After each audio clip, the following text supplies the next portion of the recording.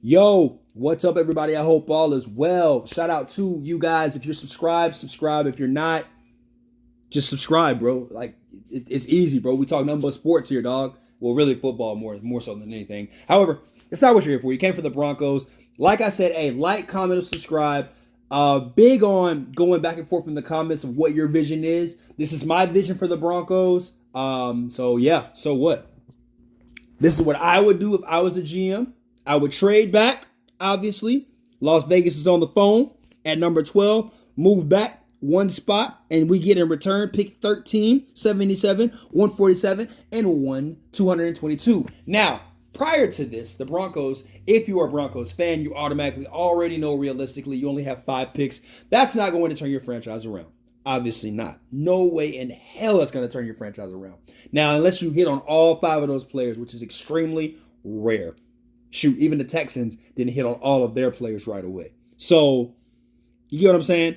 But then again, get a phone call from Dallas. What Dallas says, they're going to give you a 3rd and a 7th rounder to go back 11 spots. Now, a lot of you are going to be like, dude, you just went from freaking 12 all the way back to 24. You went back 12 spots to get draft capital. Yes, I definitely did that because I believe that this draft is extremely deep. Not like last year's draft or the draft before that where they say it's a huge receiving class and it's only like 4 or 5 receivers is really worth going up to go get.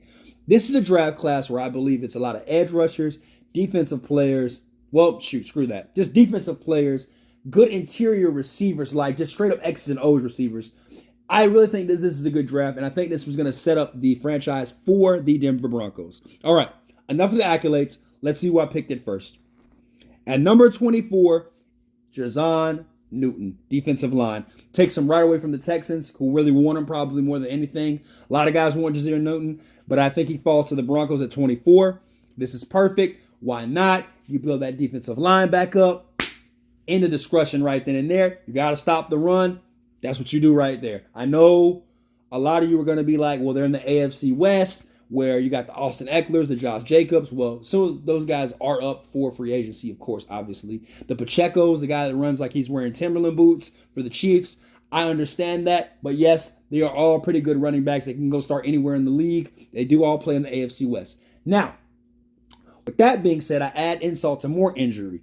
Getting pressure on those quarterbacks. You have Herbert. I don't know what the Raiders have at quarterback. Adrian O'Connell, I believe. I think he's the dude from Purdue. And then you've got Pat Mahomes. You've got to get pressure on the quarterback if you're going to do that. First things first, take care of the man in the middle. Get Jazon Newton. Then on top of that, why not at pick 76, go ahead and get Marshawn Kneeland out of Western Michigan. Dude, a lot of people are going to be skeptical, but I think after the combine tomorrow, you will all see that he is the truth.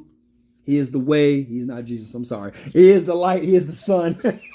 Yeah, I think that he's going to be an electrifying player for this organization if he does get drafted here. I think he might even get drafted higher after the combine. But right now, yeah, Marshawn Kneeland is probably that guy that you want. Definitely you want on the edge. Kind of like you're built like a Bradley Chubb. Could play a little bit of linebacker. But, man, if you watch his tape, this dude is just electrifying, can kill it. Now, at pick 77, obviously you got this from the Cowboys and you got it from the Raiders. Go ahead and get your boy Braden Rice. Receiver, 6'3", can move. Pretty much another Cortland Sutton on the other side of the field if he decides to stay. If not, that's cool too because you got Jerry Jeudy is probably going to leave too as well. But if not, keep these guys all intact. Why not add Braden Rice to the party? With that being said, that's going to be electrifying, death-defying. Now, I do say this, because of the injury that this player had at pick 87, I understand why he might fall in this draft to the 3rd or 4th round, because running backs are not as valued as much. However, I do believe that if you like Bijan, then you're going to love Jonathan Brooks. I think Jonathan Brooks is a perfect fit for the Denver Broncos. Money round, third round is the money round for them right here in this draft. Jonathan Brooks is probably going to be an elusive running back in the NFL. He reminds me a lot of Jonathan Taylor mixed with a little bit of Josh Jacobs. He's got that breakaway speed. Like, he'll leave your ass. Like, he will leave you. You know what I'm saying? But I think this, because of the injury and the fact that he will fall a little bit, he might slip into the 4th round, to be real with you. So we don't know how he tests out in the combine. We'll just see.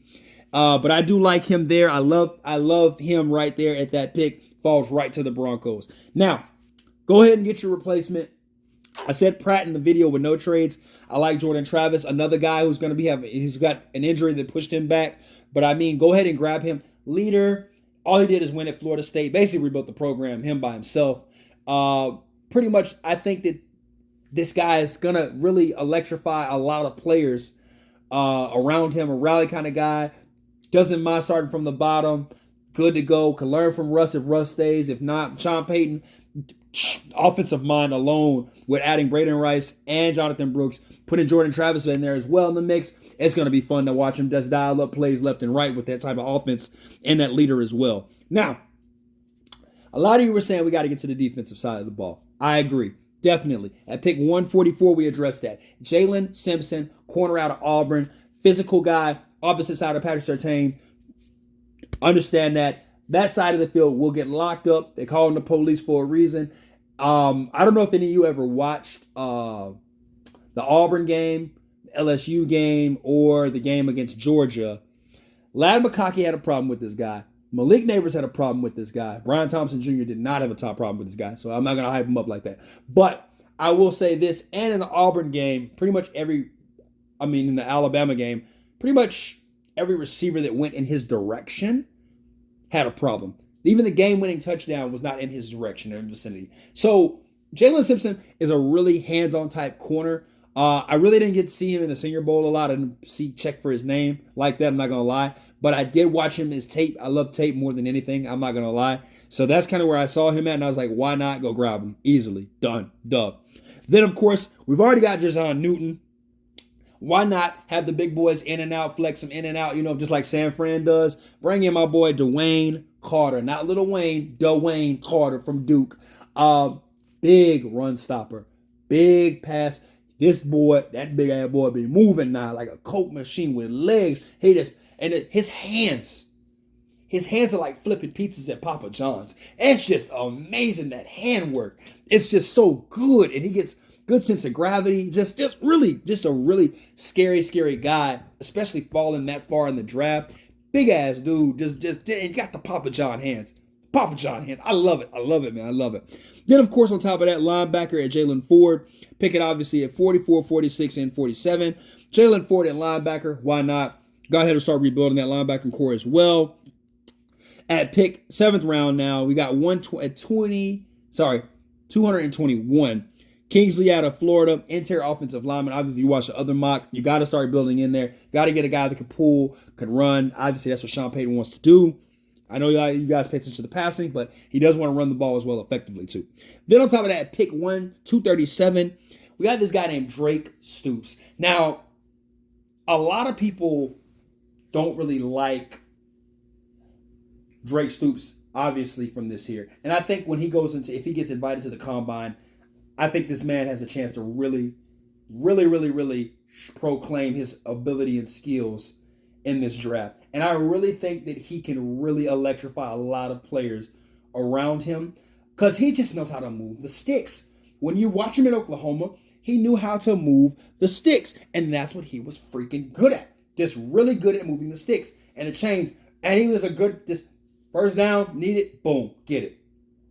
So he's reminds me of Adam Humphries, Hunter Renfrow, Jordy Nelson type player, really good route runner. Just why not have that kind of guy, a gadget guy on your team? Obviously, your home run here is going to be Braden Rice, Cortland Sutton, and Jerry Jeudy. But why not get you an every down type receiver who could come in, pick up 5 to 6 yards easily? Nice. Dub.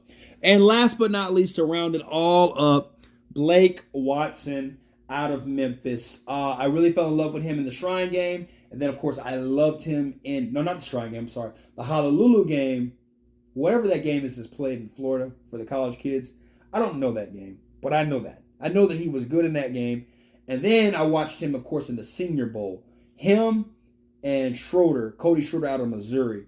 Them running backs, and Elon Bailey out of TCU.